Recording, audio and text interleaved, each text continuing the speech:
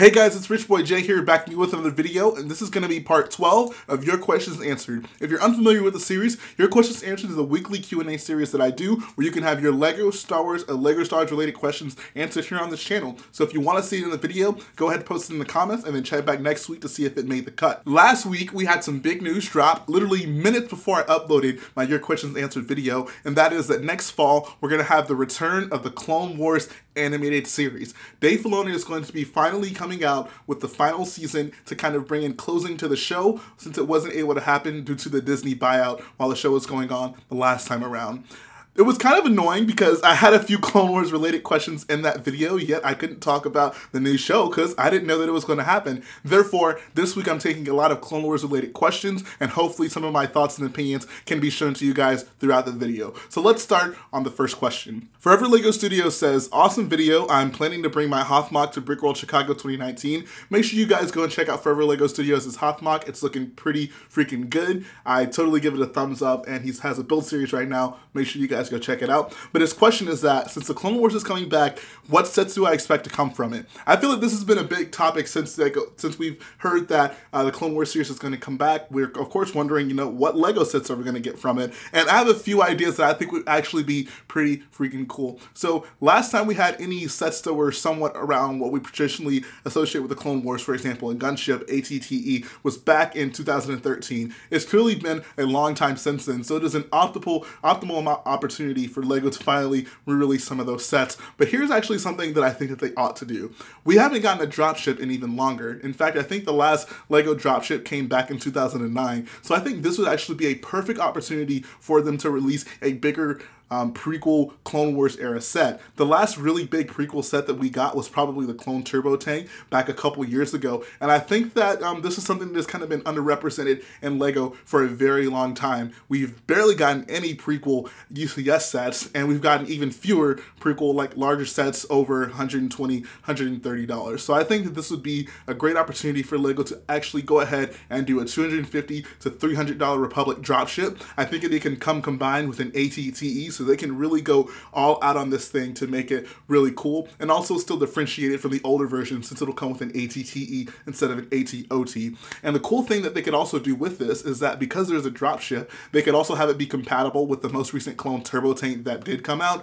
Since we're not too far removed from that, I don't see a super need for them to re-release it immediately, but it still would be really cool if they did make the Republic dropship compatible with that Clone Turbo Tank. So then there comes the question, okay, what do you do with the Republic gunship? And I think this is going to be something bold that they can do, but I'm behind it. I think that it'll actually be a very good idea. LEGO should release a Republic gunship alongside the Republic dropship. I know these are two very similar ships, and a lot of people may see them as somewhat of the same thing if they aren't huge Clone Wars fans, but I feel there is enough of, there's enough desire out there to have both of these ships in anyone's collection that even having them side by side on the shelves together would still be a pretty cool thing for them to have. They could even bundle the Republic gunship with some sort of separatist ship in order to kind of differentiate the two sets even more and not have them just look like two variations of the same ship. You can also couple this with the fact that literally not too long ago we had a Resistance X-Wing of Pose, and we had the normal Resistance X-Wing on the shelves at the very same time. So I think that with that precedent being set, we can start looking into having more similar sets on the shelves at the same time, and I think that this would be the perfect opportunity for them to do that.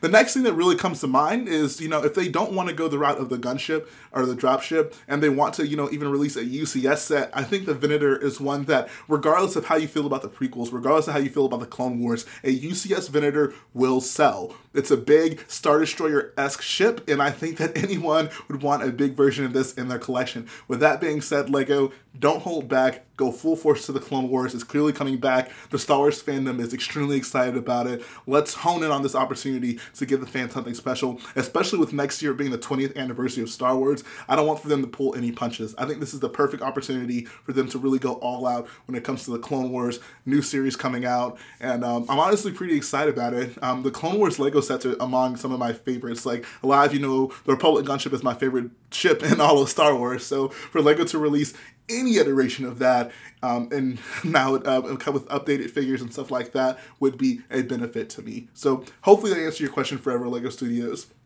Next question is by Zandy Boy. He says, will you be watching the revived Star Wars Clone Wars series?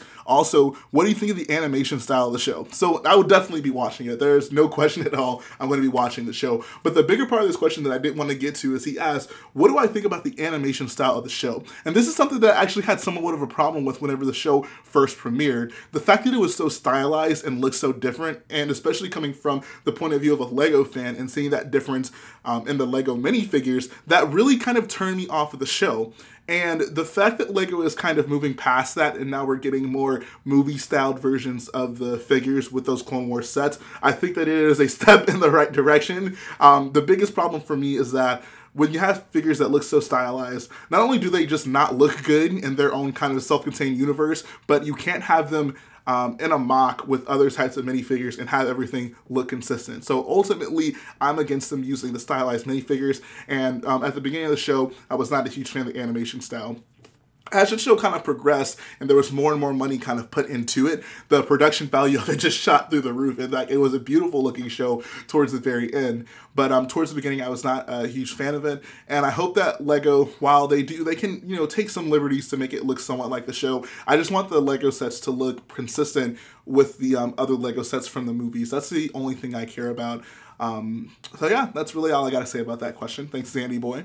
Next question is by Josh Pierce. He says, what UCS sets would you like to have that will never get an official release? For me, it's a minifig scale Krennic shuttle or a TIE collection like Brick Folds. Tired of seeing small ships upscaled for the sake of reaching a $200 price point. I kind of get where he's coming from. There seems to be a trend in Lego sets getting somewhat more expensive, but I wouldn't attribute that to them just being simply upscaled, but rather that the detail that Lego puts into these ships are far greater than they used to be, and the sturdiness of them are far greater as well. In fact, you'd be very hard pressed nowadays to find a single Lego Star Wars set that doesn't involve some bit of technique to increase the structure. What that means is that you're going to have Lego sets that were cheaper before be more expensive now because, you know, they're becoming more kid friendly. Kids are able to play with them without them falling into a million pieces like immediately. But then also there are just more and more small details being added into these sets. So I don't necessarily agree with the last part of that question. But the bigger part of the question is, of course, what do UCS sets that Lego would never ever release would I actually like to see? And I thought about this, and I actually had someone ask me not too long ago, how would I feel about Lego kind of doing a line of, obviously they have their minifigure scale sets like the system scale sets, for example, the X-Wing that's going to be coming out next week. That comes with Luke and Biggs. But how would I feel about Lego kind of doing maybe a UCS but still keeping it minifig scale style of sets where they just add in more and more detail and they're able to make it, you know, like $150 X-Wing, but the detail is all there and it looks even better.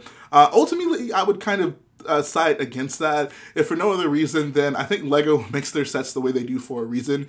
I think it'd be very confusing having two X-Wings on the shelves, yet one being more detailed, one being less detailed. I think it'd be a hard sell for people to kind of pick up the more expensive one when the less expensive one clearly does fine for Lego. Like, people don't have a problem picking up the normal, like, just system scale version of sets that aren't super detailed. And honestly, for me, I'm fine with the UCS sets that Lego puts out. I don't have a huge problem with it. And coming from, I guess, the brain of a mock builder, anything that Lego doesn't put out, I don't really see it as, oh, Lego needs to do this because otherwise I won't be able to have it. Anything that I really want that Lego doesn't put out, I feel I can just build a mock of it or like build someone else's mock of it. So I don't really see it as a big problem of like, oh, like what UCS sets would I like to see that Lego would never do. We all obviously have the opportunity to build mocks, and I would encourage that. And if you don't think you have the creative abilities to do that yourself, I'm sure there is someone who has designed a mock of what you want to do. You could probably get the instructions or the plans from them and build it on your own. So I know that isn't like a surefire answer of me saying like, oh, I want this set, this set, this set. But the point of it is, I don't think it necessarily matters. I think we have the ability to build mocks, and we can even build other people's mocks at this point. So that is certainly an avenue you can take if you're not really satisfied with the UCS sets that Lego has been putting out. Henry Barreras asks, Anakin Starfighter was the first Clone Wars set to be released, so do you think Lego released a new version to hint at the new reboot of the Clone Wars series? This is actually a pretty interesting question. When he asked this, I actually had to think because I wasn't aware that that was the first Clone Wars set that came out. In fact, I thought that that first wave of Clone Wars sets that included the gunship, the ATTE, the V-19 Torrent, the Spider Droid, all that stuff, I thought that that was the first Clone Wars set, but then I realized, like, no, like, Anakin Starfighter was the,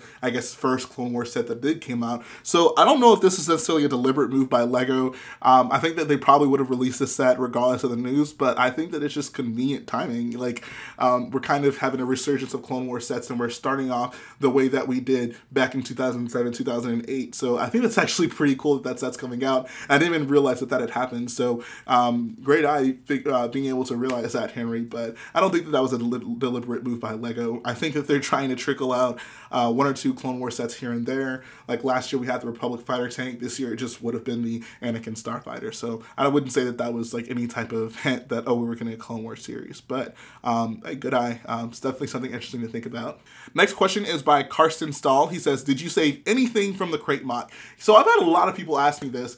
And I honestly find it surprising, but I mean, I guess maybe it shouldn't be that surprising.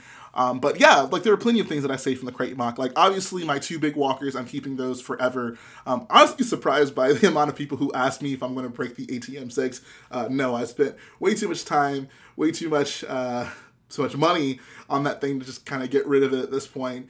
The nice thing about ships, guys, is like you can use them in a variety of circumstances. So I'm hoping like heck that there's an ATM6 or even multiple ones in episode 9 so I can kind of increase the versatility of that mod. But even if there isn't, like I would still keep it around. Ships are things that, you know, you can keep in your collection and don't really take up a ton of space. I know the ATM6 kind of does, but ships in general don't take up a ton of space. So those are things that typically once I'm done with the mock, I'll keep any ship that I design. So I'm keeping both walkers. I'm going to be actually finishing up the First Order shuttle, making it a complete version so I can make a video on that and hopefully release the instructions as well. Resistance shuttle is actually sitting up on my shelf over there right now, so that's going to be staying with me as well. And I'm actually keeping one of the turrets from the Resistance bunker, so you can see it's like literally sitting right here in pieces. I'm going to end up having to rebuild it. But yeah, I'm going to be keeping one of those. I think that that was just a cool way for me to have a little piece of crate. It has the like trench on like the side of it, and it has the salt pieces on it as well. So it was a nice way for me to keep like, I guess, an all-encompassing square that had all the details that was on the outside of the base, but still just kind of put on one base plate. So I'm going to keep that as well. Other than that, all of like the rocks and scenery and stuff like that, that's all going to be put back into my collection, and it'll be used for some mocks down the line. So that's that. Next question is by Ogle Bricks. He says, what is your favorite LEGO villain ship? This I thought was a pretty cool question. And I think, I don't know if I would call this my favorite one, but whenever he asked this is the first one that came to my mind. It was the Rogue Shadow from the Force Unleashed. And this wasn't, I've never played the game. Like, I think I've maybe played like a demo of the second one. But I remember getting the set when I was younger. I didn't really know too much about the game, but I just thought the set was so freaking cool. Like, the fact that you kind of rotate the engines and the wings would flip up in the opposite direction. I was in love with this set as a kid. And that was kind of the first thing that came to mind. I think if I think about it a little bit more, I'm a big fan of, I like Kylo Ren's ship a lot. The LEGO versions haven't been amazing of it, but obviously Garrett built a great version of that. So I think if there were like a perfect version of a Kylo Ren command shuttle, I would say that's probably my favorite like LEGO version of a ship. But if we're just talking about LEGO sets that are already out, I'm honestly a big fan of the Rogue Shadow. And I think that Darth Malgus's, I think it is his the Fury class TIE Interceptor. Is it an Interceptor? I don't know. His Fury class TIE, whatever it is, I like that set a lot too. I never owned it, but I definitely like the way it looks. Yeah, I think I may go with the Rogue Shadow, honestly. I really like that set. It's so cool, and I would honestly like to have a big version of it. So who knows, one day that could be a mock that I do. So that's going to finish up the video this week, guys. I really hope that you enjoyed it. We had a ton of Clone Wars topics to go over. I know you guys enjoy hearing about that, and you're excited for the show as I am. So I enjoy being able to kind of give you guys some feedback and some of my opinions on that. Like I said, if you guys want your questions answered on the show, go ahead and leave a comment in the video. Make sure it's LEGO Star Wars and LEGO Star Wars related, and check back next week to see if it makes the cut. Like I always say, guys, if you like what I do, go ahead and support the video by hitting the like button, support the channel by hitting the subscribe button, and I'll be back again very soon.